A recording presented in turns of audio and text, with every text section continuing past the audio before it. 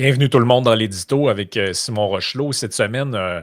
on voulait discuter. En fait, on en a parlé un petit peu la semaine passée, Yann et moi, puis tu voulais en jaser un peu parce que, bon, la potentielle élection du candidat Mamdani à New York, bon, fait jaser pas mal parce que le gars, tu sais, bon, est très penché à gauche, là. Mhm. Moi, pour me garder une gêne, je disais socialiste. Il y en a qui disent qu'il est communiste. Je ne sais pas si on peut aller jusque-là, mais tu sais, le gars, quand même, il en a quand même appelé à saisir les moyens de production, Oui. puis à nationaliser des épiceries, puis ce genre de. Tu sais, c'est des mesures qui sont en rupture, tu sais, avec avec même la social-démocratie, là, tu sais, Ben oui. même, c'est pour ça que moi, dans ma tête, ça se situe quand même très, très, très, très à gauche, là. Tu sais, même dans des pays très social-démocrates, les épiceries appartiennent pas au gouvernement, puis tu sais, il y a de la libre entreprise, puis Ben oui. il y a du libre marché, là. Donc, c'est ça, ça a brassé pas mal de choses. Les gens qui ne savent pas de qui on parle, ben, c'est ça, c'est Zoran Namdani. C'est un gars qui est né en Ouganda, si ma mémoire est bonne, mais qui est d'origine indienne. Mhm.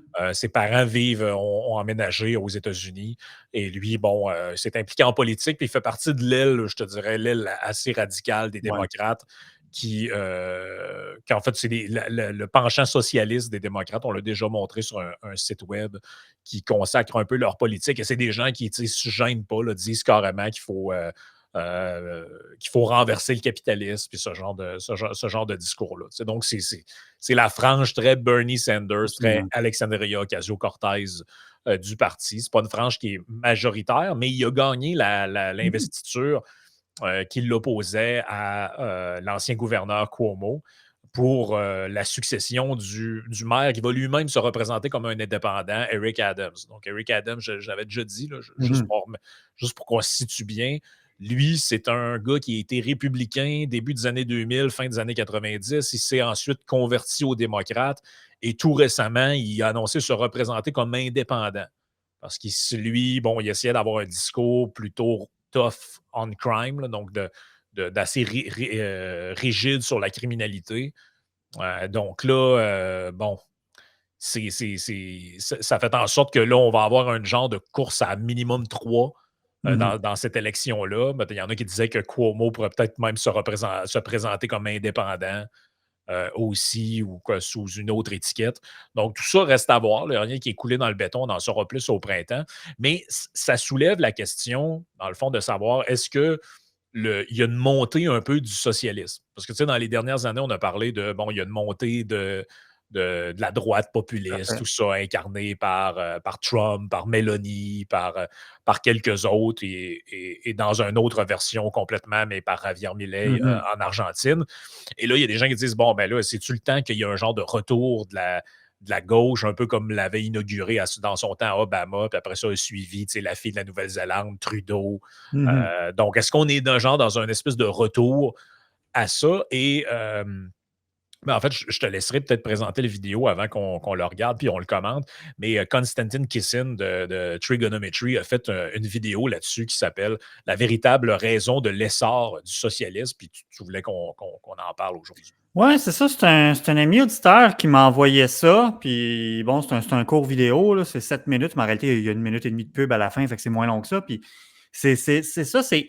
Parce que c'est un phénomène que je voulais déjà parler, moi, le phénomène de Mamdani. Puis bon, vous n'aviez quand même bien parlé la semaine dernière. C'est justement je trouvais que ça méritait d'être soulevé, le fait que tu dis, ouais, le maire de la principale, de la plus grande ville financière au monde qui parle de nationaliser les épiceries, c'est quand même inquiétant en soi, là, tu sais, avec des idées farfelues comme ça. Je trouvais que ça méritait d'être discuté. Vous l'avez fait. Fait que maintenant, l'idée, c'était de se dire, ben, OK, là, on sait c'est quoi qu'il propose, mais qu'est-ce qui l'a propulsé là, finalement? Parce que bon, il faut comprendre, Mhm. effectivement, Eric Adams est encore maire.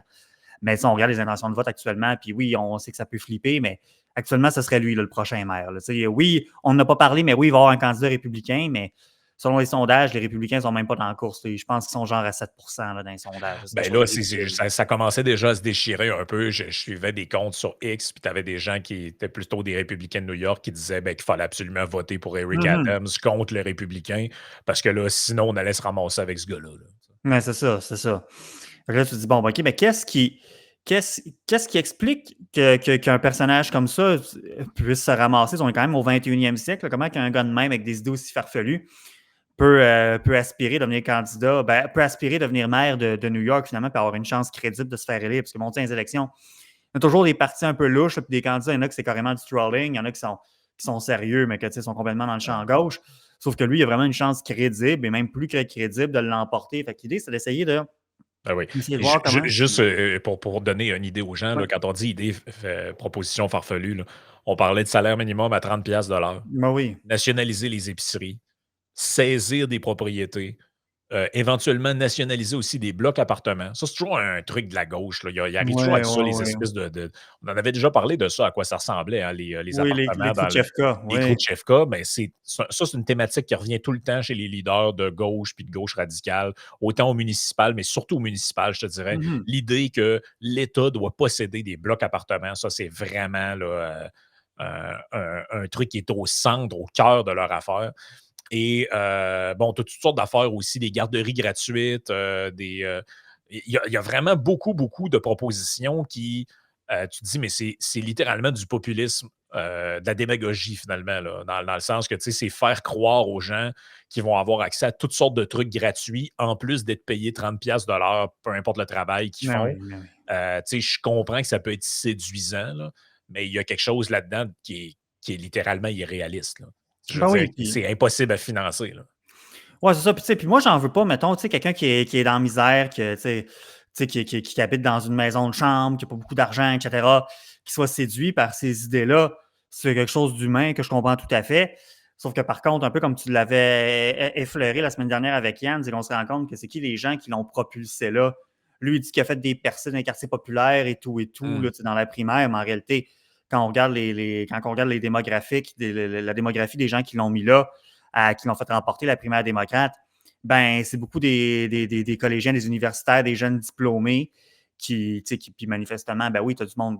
C'est pas du monde les plus mal pris dans la vie. Je suis pas en train de dire que c'est tous des millionnaires, évidemment, mais d'habitude, quand tu as un diplôme universitaire, peut-être que, bon, je ne dis pas que tu n'as pas eu accès au prêts et bourses, quoi que ce soit, mais tu fais clairement pas partie des plus mal pris de la société. Tu n'es pas en train de dormir en dessous d'un pont, là, tu sais.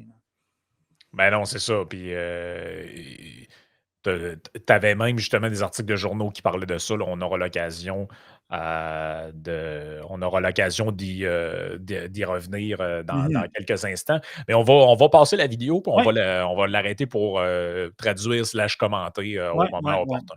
Parfait. Donc, c'est cette vidéo-là. Oui. Why socialism is on the rise. In the wake of Zoran Mamdani's win in the Democratic primary for mayor of New York, there's been a glut of commentary from people who didn't see it coming, attempting to understand what is happening. Some, like investor and former trigonometry guest Bill Ackman, argue that Mamdani is a uniquely talented retail politician who outworked the competition. In this conception, his policies were not the determining factor.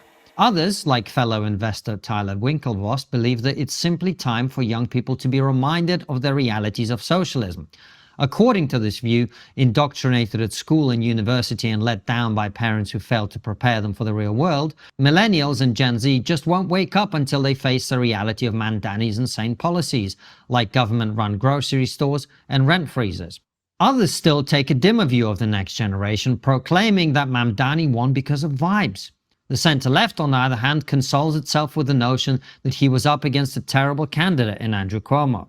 All of these people are right, and all of them are wrong. It's true.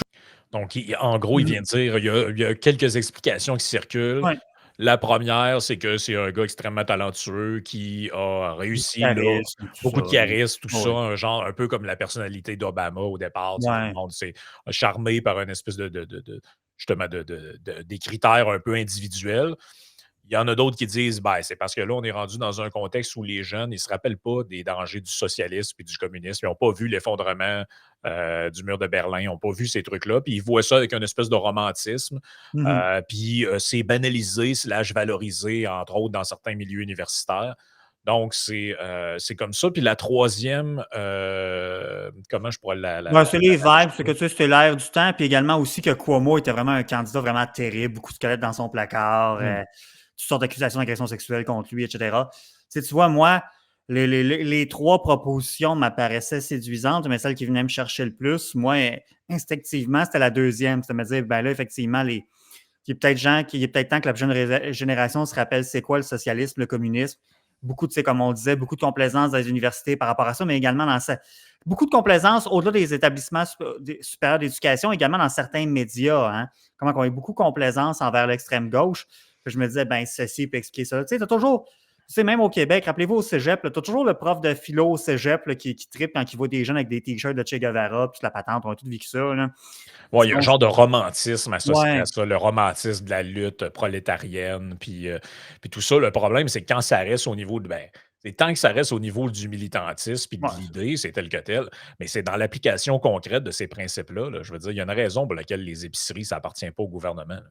Non, c'est ça. Il y a une raison fondamentale à ça, c'est que ça prend de la concurrence, du libre marché, puis organiser une chaîne logistique d'approvisionnement en temps continu puis en flux tendu, comme le sont les épiceries.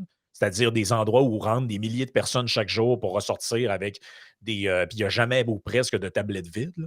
Mhm. Ben, ça, là, pour maintenir ce système-là, c'est pratiquement impossible d'avoir l'État impliqué là-dedans. Sinon, si c'était l'État, ben, ça ferait comme dans la plupart des pays socialistes dont on a Mais c'est déjà ça. vu des images. Ils Ben arrivent oui, au. Tu sais, je veux dire, on a déjà fait une entrevue dans Yann et Frank avec un de nos auditeurs qui est un Cubain Mhm. d'origine qui est venu vivre au Québec. Puis il nous le disait, là, tu sais, tu vas dans une épicerie à Cuba, puis mettons, il n'y a plus d'œufs, là. Puis aujourd'hui, il n'y en a juste plus. Puis demain, il n'y en aura peut-être pas non plus. Puis après ça, il n'y a plus de lait, ou il n'y a pas de poulet, ou il n'y a pas de viande, ou il n'y a pas de ci, il n'y a pas de ça. Puis c'est la gestion constante de la pénurie. Là, Mhm. ça, c'est l'exemple de Cuba. Mais tu sais, l'idée, c'est de dire, en gros, c'est l'État, vous le voyez, là, regardez les routes, regardez les hôpitaux, regardez les pénurie de profs, pénurie d'infirmières. Imaginez-les gérer la nourriture, puis Ben venez oui. sérieusement nous dire qu'il y aurait autre chose que des pénuries. Ben, c'est pour ça que c'est drôle aussi l'exemple de comment il faut nationaliser ou municipaliser les édifices. Je veux dire, on l'a déjà essayé, pas juste dans les pays de l'Est, en Occident. Je veux dire, au Québec, il y a encore des immeubles, il y a encore des HLM, des habitations à loyer modique. Il y a d'autres immeubles qui sont comme gérés par des Mhm. coopératives d'habitation, que c'est comme des organismes chapeautés par la municipalité qui gèrent des immeubles. Bon, sans trop rentrer dans les détails. Bref, c'est des expériences qui sont encore contemporaines. Puis au-delà de reprendre la formule de dire, bon, finalement, on veut proposer plus de ce qui ne marche pas, c'est que tu dis, si on l'entend bien, mais c'est parce que si on l'approfondit concrètement, vous l'aviez abordé, Yann et toi, tu dis, Christy, les immeubles sont scrap, sont mal entretenus, sont souvent mal propres. Il y a un déficit d'entretien majeur. On parle de milliards pour remettre ça en ordre. Puis avant même de voir taper puis de maintenir ce qu'on a, on veut en rajouter une couche puis rajouter d'autres immeubles par-dessus ça. Mais en quoi qu'est-ce qui nous permet de s'attendre, de croire que ça va mieux marcher que ce qu'on a déjà en ce moment, tu sais? Fait que pour moi, je vois beaucoup aussi dans une certaine mesure d'ignorance par rapport à ça. C'est de la complaisance, mais également de l'ignorance, c'est-à-dire manque de recul, manque de perspective, encore une fois, notamment historique, puis juste de Mhm. ne pas être conscient comment la société ou comment les choses marchent autour de soi. Là. Ben oui, puis juste l'exemple du salaire minimum. Je veux dire, si augmenter le salaire minimum à l'infini, c'était une solution facile pour régler la pauvreté, je pense que tous les pays défavorisés le sauraient.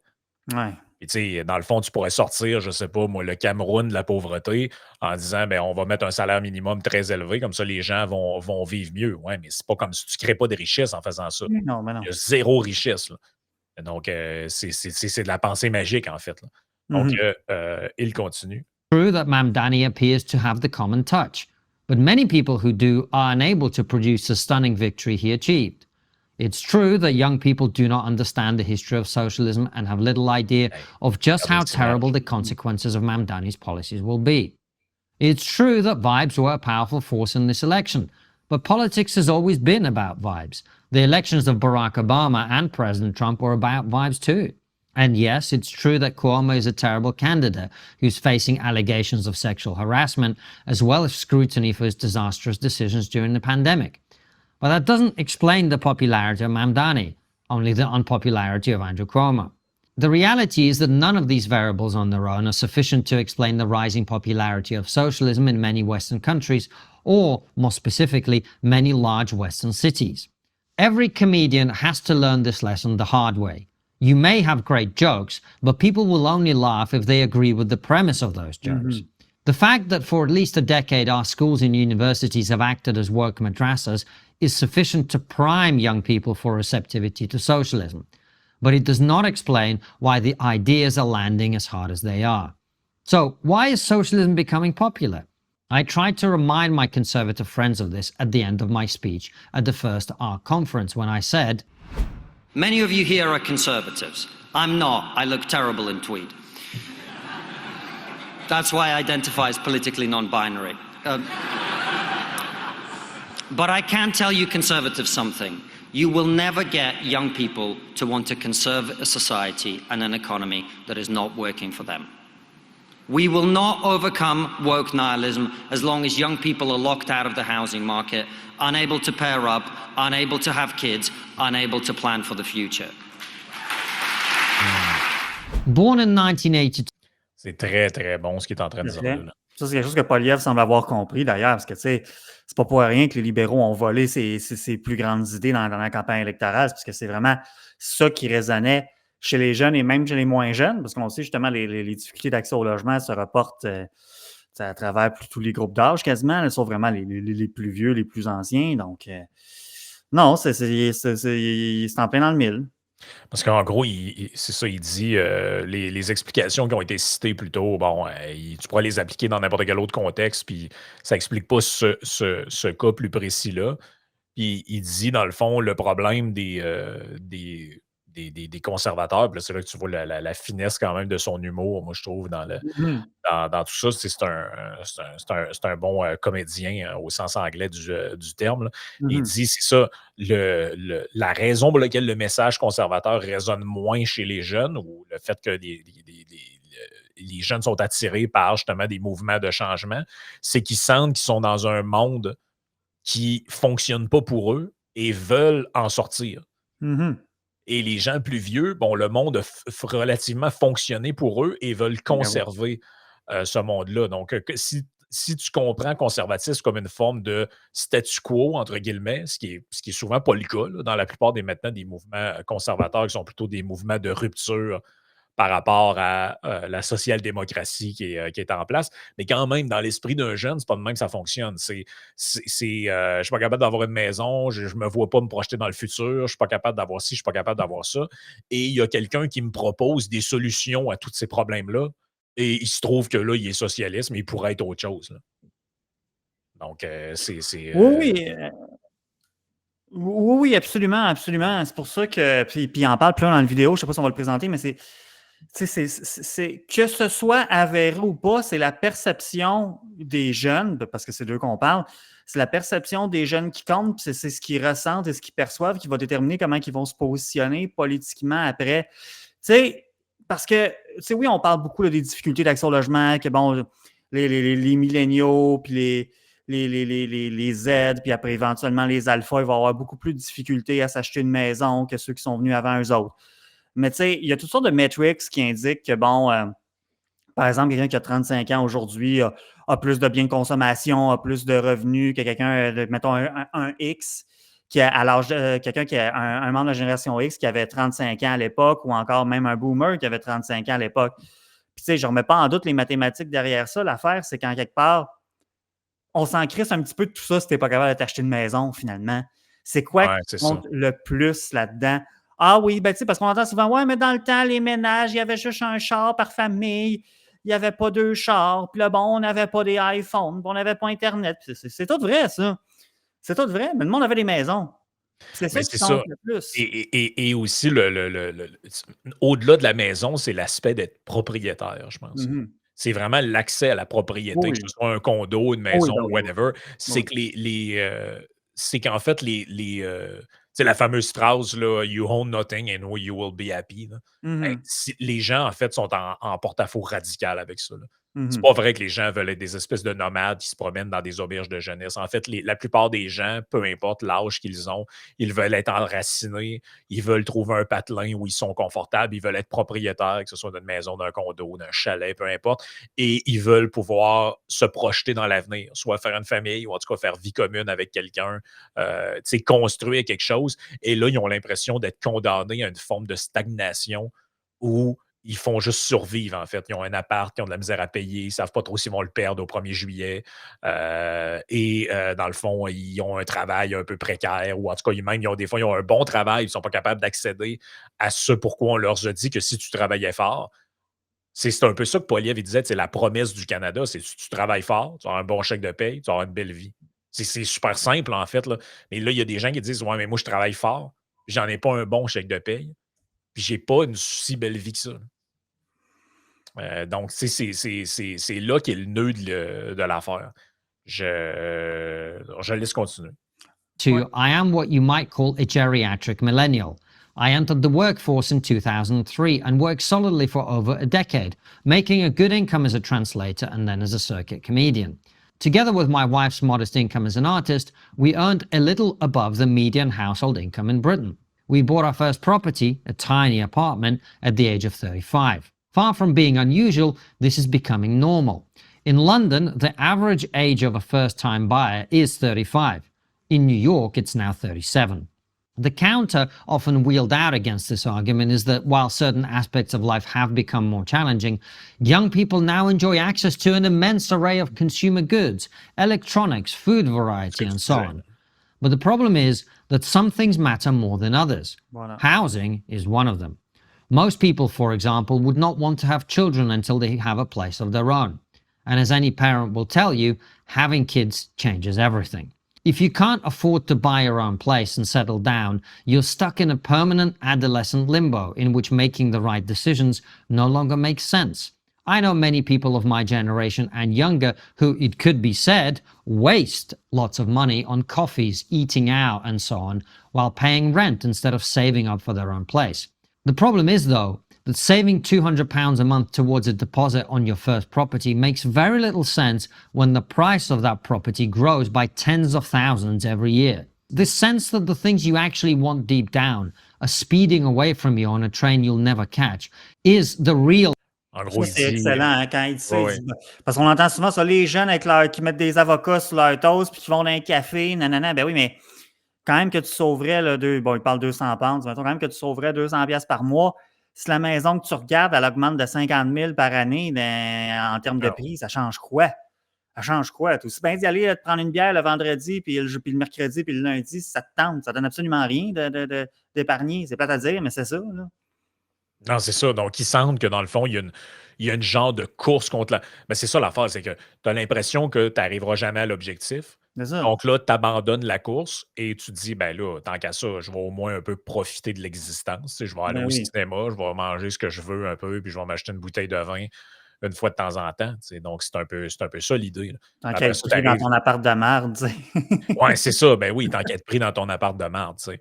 Puis après ça, ils disent, ouais, mais nous autres, on voyageait pas, puis tout, ouais, mais tu sais, je veux dire, mettons, tu sais, moi, j'ai déjà fait, là, tu te prends un billet d'avion à un moment donné, tu te réussis à trouver un deal, puis tu voyages avec un sac à dos puis un Airbnb. Pour vrai, un voyage ne coûte pas si cher que ça. Là. Non, si tu voyages avec des goûts de luxe, puis tu veux des hôtels avec un lit queen, puis un lit king, puis la climatisation, puis très bien situé, tout ça, c'est vrai que ça coûte très cher à voyager. Là. Mais tu sais, moyen, là, puis ça, puis encore là, moi, j'ai même pas fait les auberges de jeunesse. Si tu fais ça, pour vrai, là, c'est encore moins cher, bien souvent. Là, donc, j'ai déjà pogné une auberge de jeunesse, moi, à 15$ la nuit. Il fait une dizaine d'années, là, tout ça, un peu plus même, mais quand même. Là, quand même, ça serait rendu 25 ou 30$. Là, c'est tout à fait possible. Oui, c'est ça. Puis, tu sais, mettons, économiser pour avoir un voyage. C'est facile de mettre, mettons, 2-3 000$ de côté pour te payer un petit voyage dans une année, mais mettre 50 000 parce que c'est la valeur qu'a pris la maison que tu regardais à l'autre bord de la rue.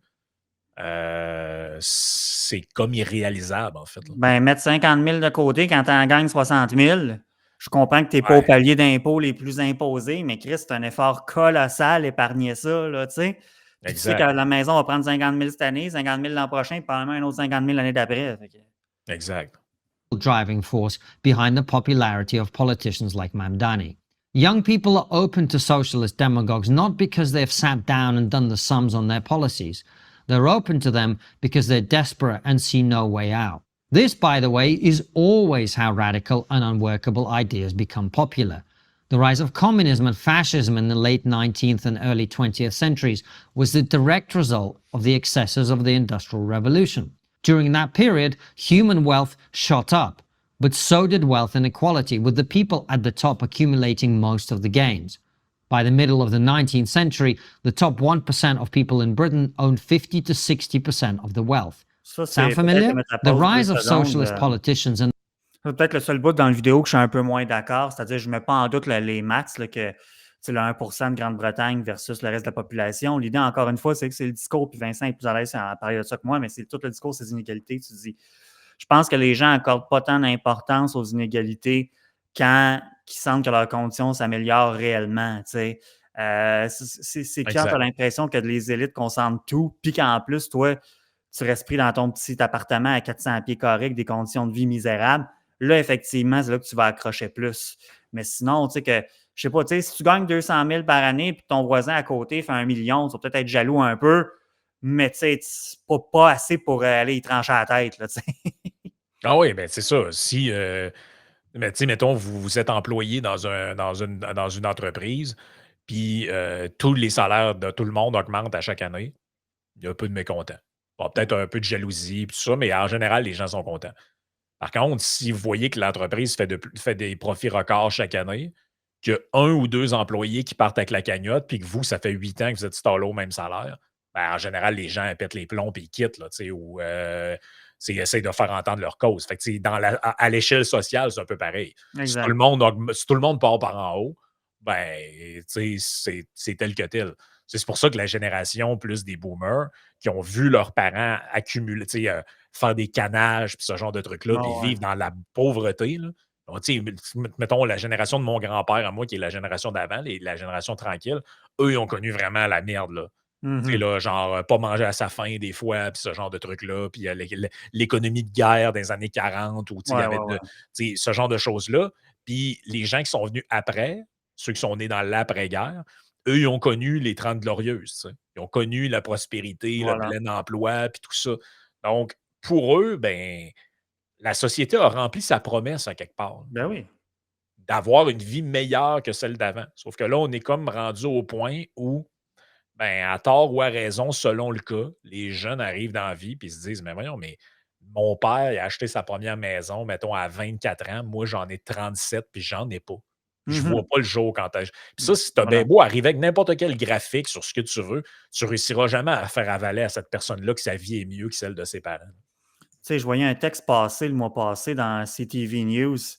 Il parlait des invisible poor. Middle income households making up to 125K annually getting squeezed out of the GTHA, fait que Rent-a-Ronto Housing Market. En gros, ce qu'il disait, c'est que les ménages qui peuvent faire jusqu'à 125 000 par année, on parle les deux ensemble, là, ils se font squeezer en dehors de la grande région de Toronto, mais tu sais, c'est pas des mauvais revenus familiaux, 125 000 par année. Or, ça ne devrait pas l'être.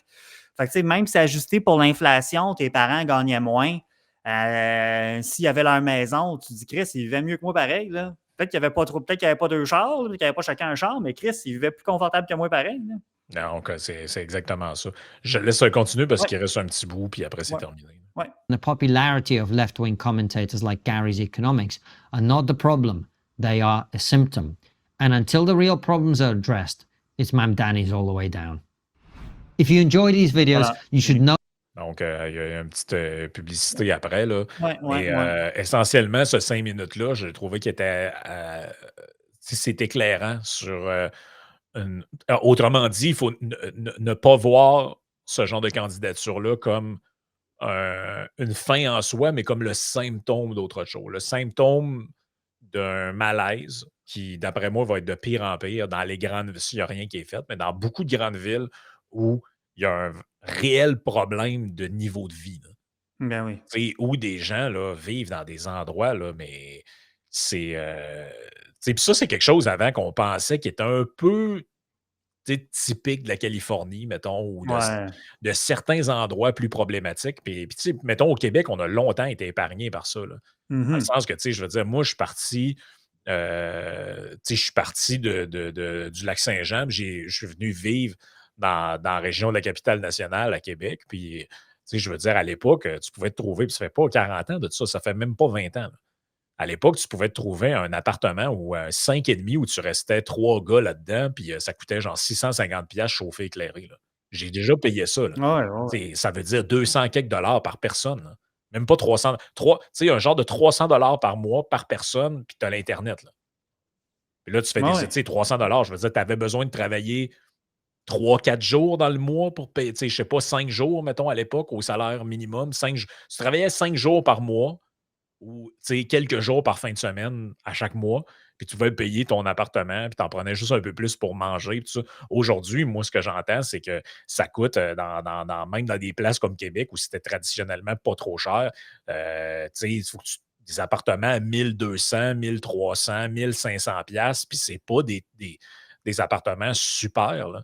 Là, mettons, tu sais, mettons, c'est pour ça qu'il attire ce gars-là a attiré ce vote-là. Tu te dis, ben, mettons que tu es un jeune étudiant ou qui vient de sortir de l'école, tu as des dettes d'études, tu viens à New York, tu essaies de te placer quelque part, tu viens de trouver un emploi qui te donne peut-être, je sais pas, 75 000 par année, mais le truc le plus accessible que tu pourras acheter, c'est un garde-robe à 425 000.